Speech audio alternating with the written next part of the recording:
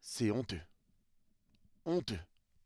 Salut les fraudes, j'espère que vous allez bien. On se retrouve pour une nouvelle vidéo pour parler du match entre le Real Madrid et le FC Barcelone, victoire 3-2 du Real Madrid. Mais je suis pas là pour faire un débrief, bien qu'on va parler de certains joueurs, bien évidemment, mais je suis surtout là pour parler d'arbitrage. Alors, je vous préviens tout de suite, je ne prendrai pas de parti. Est-ce que il y a le vol, pas vol, etc. Je donnerai mon avis personnel qui n'engagera que moi, mais j'ai envie vraiment de parler de toutes les situations qui peuvent avoir quelque chose de litigieux et surtout la situation avec la goal line qui n'est pas active en Liga où c'est vraiment scandaleux. On va revenir un peu sur tout ce qui s'est passé, on parlera de certains joueurs aussi et du coup de la Liga qui est pliée. Pas mal de choses à voir et on est parti tout de suite. Avec cette victoire, en tout cas, le Real Madrid prend 11 points d'avance sur le FC Barcelone. C'est quasiment plié. Le Real a déjà validé son titre. C'est pas encore officiel, mais il leur manque quelques points pour valider le titre définitivement de Liga. Il fallait que le Barça revienne absolument sur une victoire pour continuer d'y croire et revenir à 5 points du Real Madrid. Ils ont perdu, match à 6 points. Ils sont à 11 points du Real maintenant. Donc ça va être très compliqué pour le Barça qui vit une semaine vraiment cauchemar. Élimination en Ligue des Champions contre Paris et maintenant la défaite dans le Classico. Donc c'est très compliqué. Tu perds et la Ligue des Champions et tu fais une croix sur la Liga, bien que beaucoup n'y croyaient déjà plus. Mais tu fais une croix sur tout en même temps. Donc la saison du Barça est officiellement terminée. Ce qui va être compliqué en plus pour le Barça, c'est que la deuxième place n'est pas acquise. La deuxième place qui va être qualificative en plus pour la Super Coupe. Pour la Super Coupe. Donc il va falloir absolument que le Barça valide sa deuxième place. Et la Girona est à 2 points du Barça, en sachant qu'il va rester un affrontement entre Girona et le Barça, qui plus est. Donc la saison n'est pas terminée pour le Barça, il va falloir vraiment limiter la casse, parce que là, ça risque de aussi virer au cauchemar, et vraiment, vraiment au cauchemar. Donc ça, c'est pour le scénario déjà du Barça. Pour le Real continue sa marche en avant. Carlo Ancelotti a pu se permettre de faire tourner, il a pu se permettre de changer des choses sur le terrain, de faire souffler des joueurs après les 120 minutes qu'ils ont eu contre City et l'épuisement qu'ils ont dû avoir. Valverde continue de jouer, mais Ferland Mendy n'était pas là, Carvajal n'était pas là, repos bien mérité surtout pour Carvajal qui a été exceptionnel et qui a bien couru, qui a fini avec des crampes contre City. Donc ça a été Vasquez sur le côté droit et Vasquez qui en profite pour faire un top match en plus. Sur le côté gauche, Mendy n'était pas là, c'était Camavinga. Donc tu fais tourner un petit peu. Kroos et Modric qui débutent en même temps. Faudrait me redire ça date de quand. La dernière fois que les deux ont débuté en même temps. Mais ça doit remonter quand même à un petit moment, je pense. Donc voilà, il a eu le temps de faire tourner un petit peu. Il a changé un petit peu sa compo. Carlo a modifié un peu. Mais le Real arrivait quand même déterminé, prêt à en découdre pour essayer de remporter ce match, quoi qu'il arrive. Maintenant, l'ouverture du score a été faite par Christensen. C'était un début de match assez tranquille en plus pour le Real. Mais corner, et là on va rentrer directement sur l'effet d'arbitrage. On ne va pas parler d'autre chose pour l'instant, parce que ça a fait beaucoup de débats, le vol sur la Yamal, etc. Mais il y a beaucoup de choses où on peut en parler, et je vais vous le montrer. Sur cette tête et l'ouverture du score de Christensen, on peut déjà voir que Christensen s'appuie sur Toni Kroos. Donc est-ce que on peut éventuellement dire que ce but aurait pu être refusé ou pas?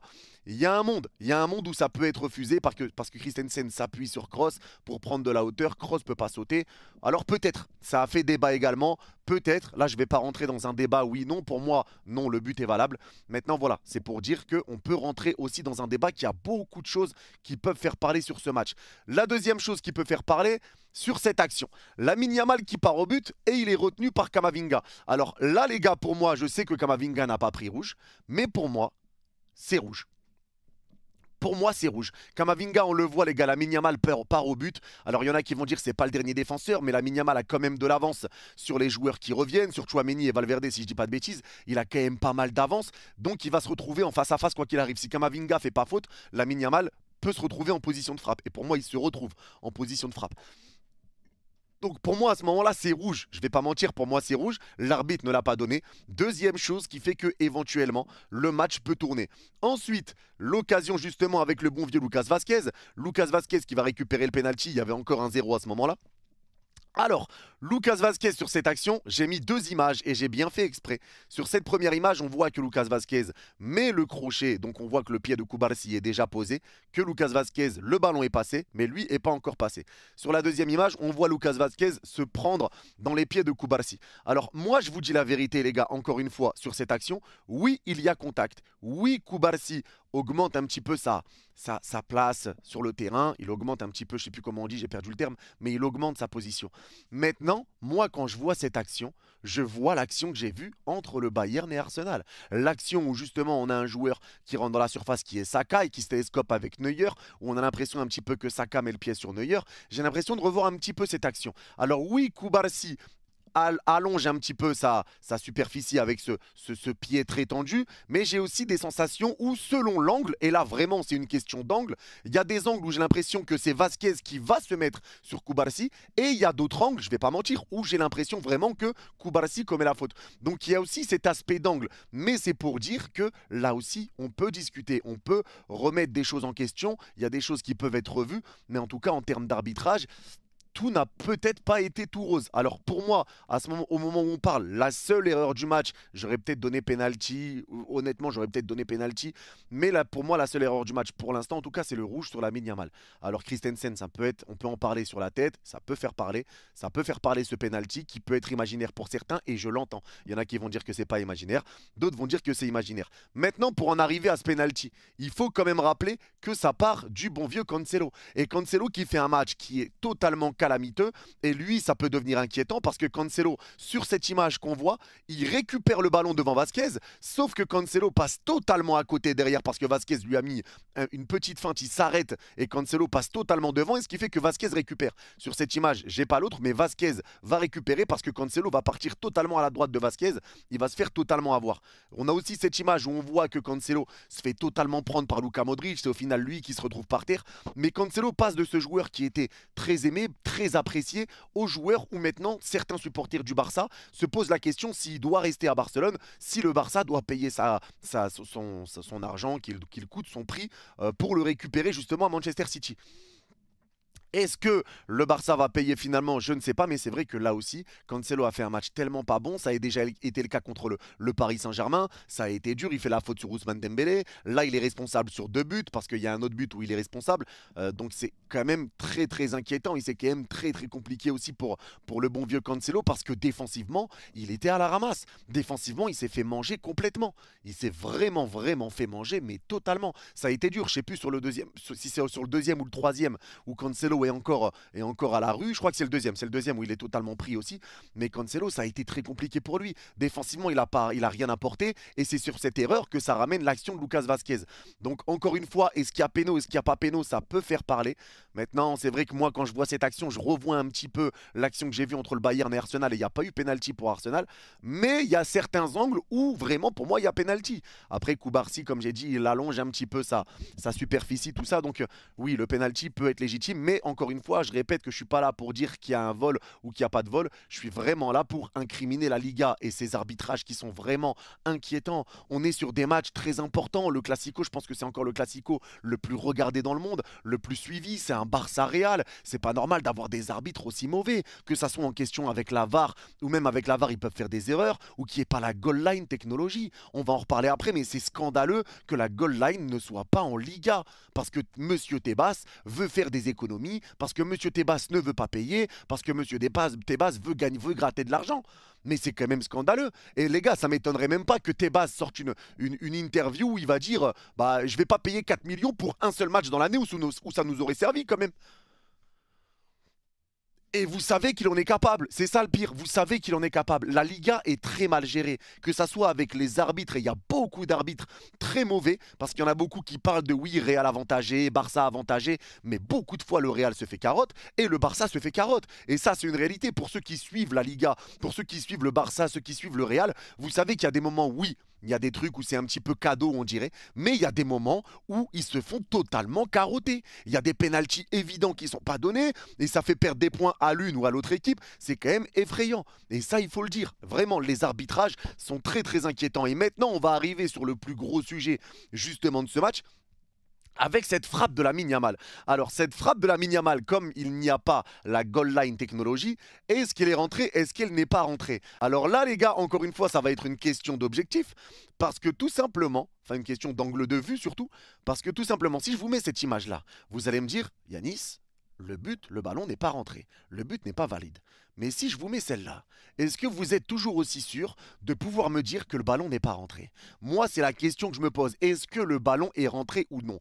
Maintenant, le problème qui se pose, c'est qu'avec la goal line technologie qui n'est pas active en Liga, avec la VAR, ça ne suffit pas pour savoir si un ballon est rentré ou non. Il faut la goal line, que la montre vibre ou non, mais avec la VAR, ça ne suffit pas. Et surtout parce que Lounine, sur l'angle, est dos. Il y a des angles, là, c'est vue de tribune, mais sur le vrai angle, Lounine est de dos, donc on ne voit pas si le ballon est totalement rentré ou non.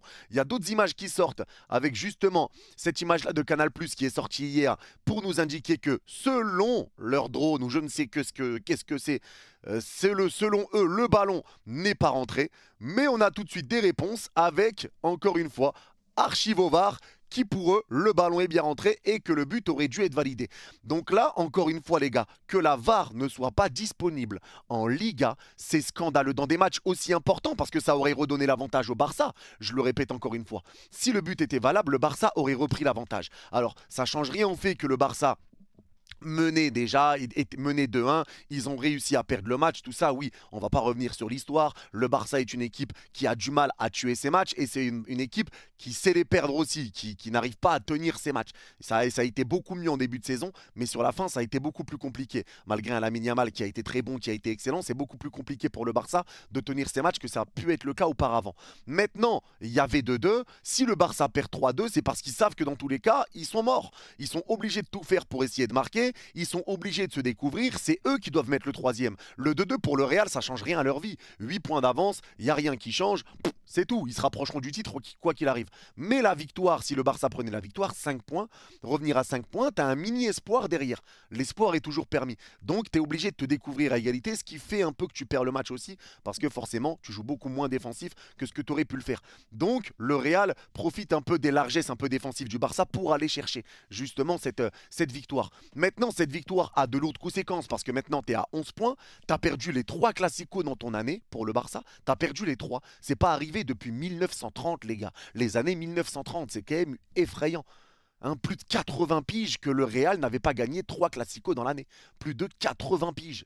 On ne se rend pas compte, mais ça montre aussi à quel point cette équipe madrilène peut être solide. Alors, il y a des faits de jeu, et c'est honteux, et on espère que ça changera, parce que cette Liga, c'est un cirque. Cette Liga, c'est clownesque. Cette Liga, c'est n'importe quoi. Et sur des matchs aussi suivis, aussi disputés, aussi importants, ce n'est pas normal que la VAR, que la goal line n'existe pas, que des arbitres soient aussi mauvais, que autant de problèmes peuvent arriver, autant de décisions arbitrales qui peuvent être changées, et des choses qui retournent après, etc. C'est quand même très grave et c'est pas normal. Alors maintenant, il y a des joueurs qui sont passés à côté de leur match, oui, pour le Barça, mais le Barça fait pas un mauvais match non plus. Et c'est pareil pour le Real. Le Real ne fait pas non plus son meilleur match. Ils arrivent avec une équipe qui tourne un petit peu. Carlo s'est permis de faire tourner, mais tu as des joueurs qui ont été excellents. Lucas Vazquez a fait un match de porc. Il a fait un match de porciné, les gars. Il a fait un match de porciné. C'était incroyable son match. Et si ce n'est pas l'un des meilleurs matchs de Lucas Vazquez avec le Real Madrid. Il y a Bellingham qui a été exceptionnel aussi. Gros volume de jeu, c'est lui qui va te chercher la victoire. Brahim Diaz qui a été très bon aussi sur son entrée. C'est lui qui te dynamite sur le troisième but du Real. C'est lui qui va t'amener ce but-là. Il y a Kamavinga qui a totalement pris l'eau contre Lamine Yamal parce que Lamine Yamal a été très bon pour le Barça. Mais Lewandowski passe un petit peu à côté de son match. Il y a beaucoup de joueurs qui passent aussi à côté. Il y a eu la blessure de De Jong et on souhaite bon rétablissement à De Jong aussi. Mais voilà, il y a beaucoup de faits de jeu. Et c'est tous ces faits de jeu qui font que c'est pas normal qu'on se pose autant de questions au final. Alors, dites-moi les gars, parce que moi, comme je vous ai dit, je rentre pas sur les détails de est-ce qu'il y a vol, est-ce qu'il n'y a pas vol. Le Real a gagné, ça s'arrête là. Maintenant, on sait également que Laporta va essayer de faire appel, il va essayer de rejouer le match. Tout ça, ça part vraiment en cacahuète.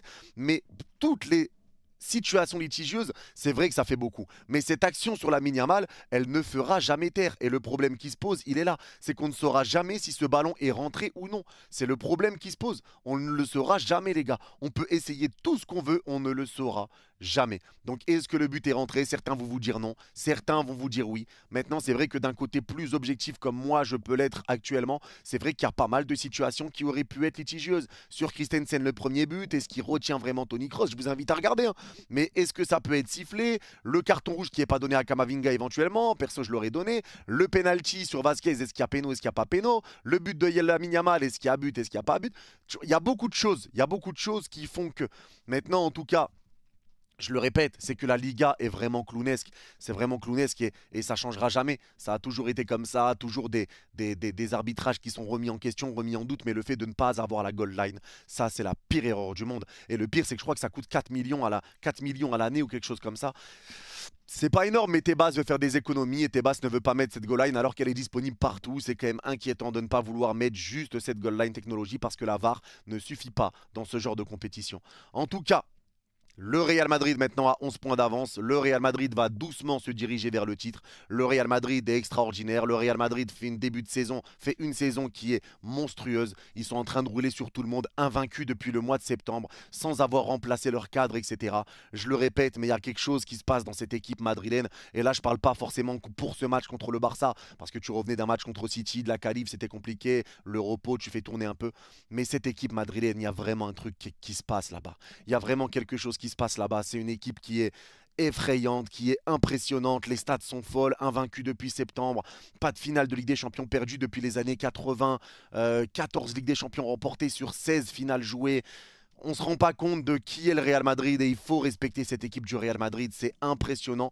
Et surtout que le Real Madrid n'a pas été le meilleur Real Madrid qu'on ait connu, mais ils sont capables d'accélérer à n'importe quel moment parce que le Real Madrid n'est jamais mort. Et le problème, c'est que tu vas peut-être dominer le Real, tu vas avoir des occasions parce que le Barça a beaucoup raté. Lamine Yamal en a eu des occasions aussi, le Barça en a raté, mais tu ne tues pas le Real. Et le problème, c'est toujours ça. Ça sera toujours pareil avec Madrid. Tu ne les tues pas, ils vont te tuer. C'est aussi simple que ça.